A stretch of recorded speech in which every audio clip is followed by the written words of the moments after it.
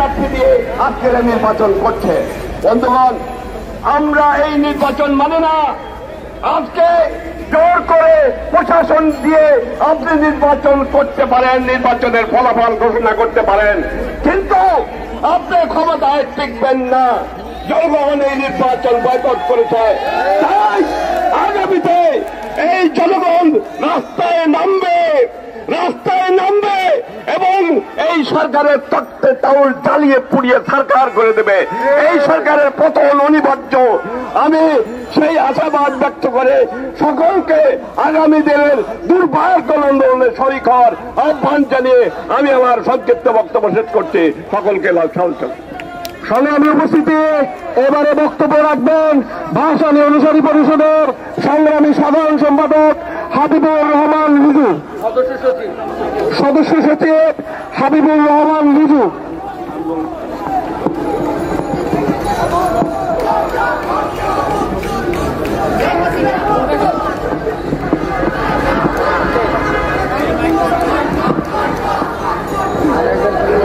ঠিক আছে, হয়েছে। হ্যালো, ওই যে সাউন্ডের ইয়েটা ডিভাইসটা বসা। সংগ্রামী বন্ধুরা,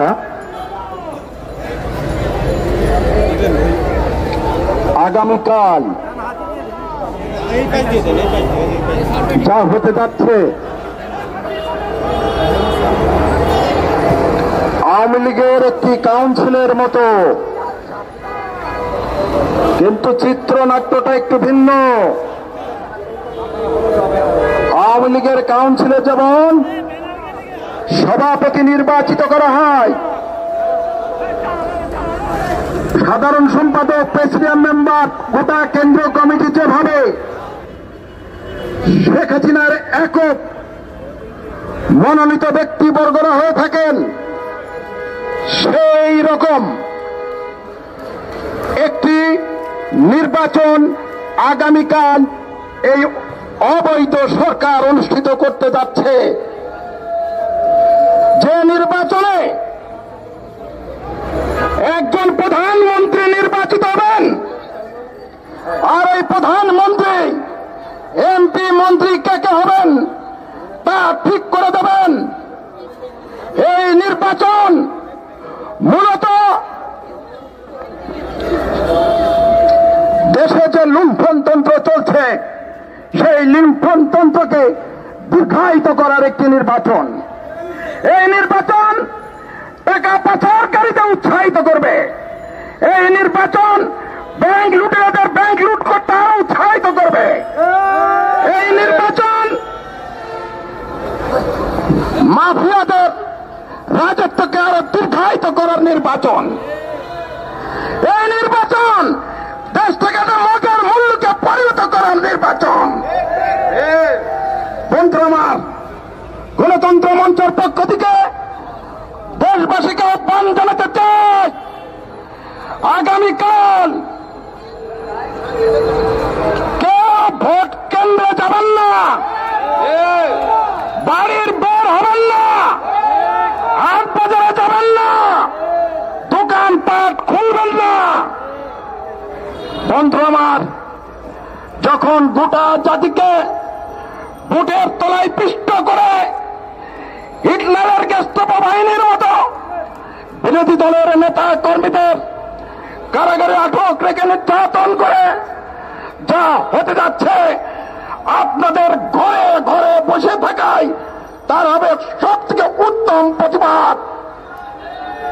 আপনারা যদি চান এই অবৈধ এই মাফিয়া লুটেরা সরকারের অবসান, শাসনের যদি অবসান চান, কালকে রাস্তাঘাট শূন্য করেন, গাড়ি ঘোড়া নিয়ে কেউ বের হবেন না, রিক্সা বের করবেন না, যার যার জায়গায় থেকে রাস্তাঘাট হাট বাজার জনশূন্য করে প্রমাণ করুন এদেশের মানুষ এই নির্বাচন প্রত্যাখ্যান করেছে।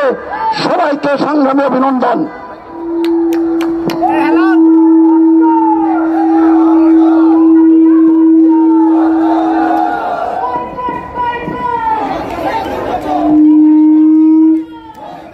এলান এবারে বক্তব্য রাখবেন জাতীয় সমাজতান্ত্রিক দল জেএসডির সাধারণ সম্পাদক গণতন্ত্র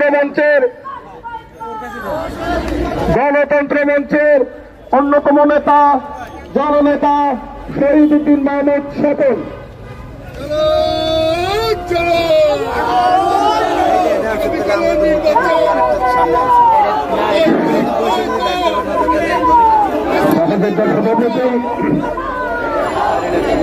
সংগ্রামী বন্ধুরা, শুভেচ্ছা এবং অভিনন্দন জানাচ্ছে।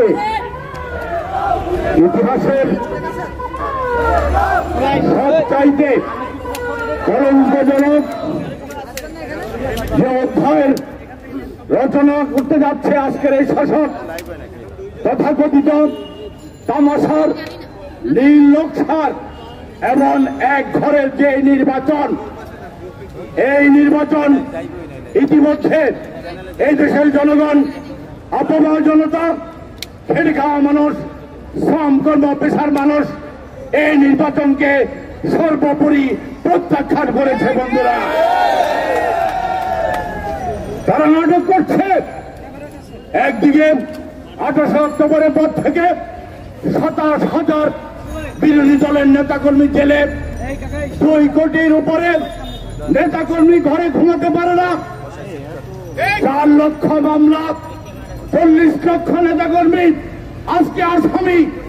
এমনি একটি অবস্থায় সারা দেশটাকে কারাগারে রূপান্তর করে তথাকথিত ক্ষমতা নবায়নের জন্য তারা যে নির্বাচন করতে যাচ্ছে, এই নির্বাচন জনগণ ভোট দিতে যাবে না, যাবে না, যাবে না। বন্ধুরা,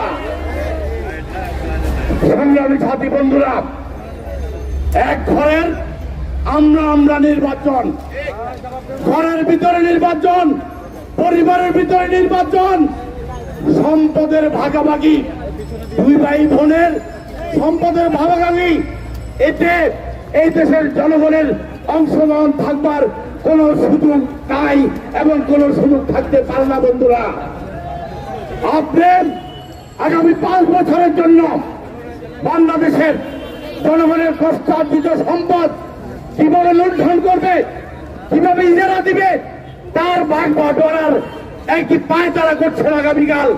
এবং যেটি আগের থেকে নির্ধারিত যে এই নির্বাচনের ফলাফল তফসিল ঘোষণার দিন থেকে এই দেশের সকল মানুষ জানে এবং আন্তর্জাতিক দুনিয়ায় গণমাধ্যম সকলে জানে এর ফলাফল কি। সেই নির্বাচন কেন বাংলাদেশের মাটিতে 2000 কোটি টাকা খরচ করে অনুষ্ঠান করতে হবে, আজকের জনগণের সেই জিজ্ঞাসা। বন্ধুরা,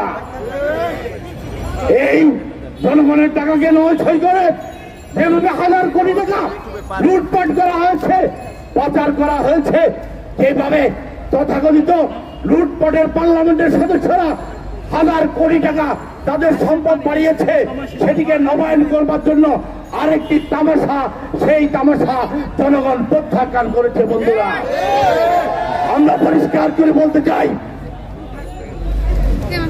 এই তফসিল ঘোষণার পর থেকে দুর্বল স্ক্রিপ্টে যেই নাটক তৈরি করার চেষ্টা করা হয়েছে, ইতিমধ্যে সেই নাটক জনগণের সামনে স্পষ্ট হয়ে গেছে।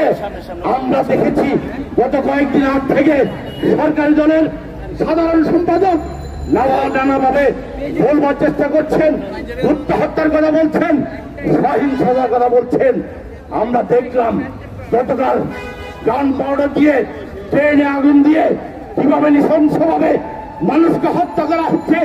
তারা 28 তারিখের পর থেকে বিরোধী দলের উপরে সন্ত্রাস সহিংসতার তৎপা লাগিয়ে যেভাবে দমন পীড়ন করছে, গতকালকের সেই ঘটনাকে তারা অজুহাত তৈরি করে আবারও নতুন করে সেই দমন পীড়ন, নির্যাতন, নিষ্ঠুরতার চরম বার্তা তারা সিদ্ধান্ত নিয়েছে। বন্ধুরা, তাই এই দেশের জনগণকে আহ্বান জানাতে চাই, এই দেশকে বাঁচাতে, এই দেশের জনগণকে বাঁচাতে, এই দেশের স্বাধীনতাকে বাঁচাতে এই শাসককে, এই অবৈধ সরকারকে, এই ফ্যাসিবাদী শাসককে ক্ষমতা থেকে উৎখাত করতেই হবে, করতে হবে। বন্ধুরা, আগামীকালের এই তামাশা নির্বাচনে জনগণকে আহ্বান জানাই, ভোট কেন্দ্রে যাবেন না। এর মধ্য দিয়ে আমরা যে প্রতিবাদ করছি, এই প্রতিবাদ ইতিমধ্যে ভোট বর্জনের আহ্বান সারা বিশ্বের মানুষ জানে। আপনারা সে আহ্বানে সাড়া দিয়েছেন এবং আগামীকাল চূড়ান্তভাবে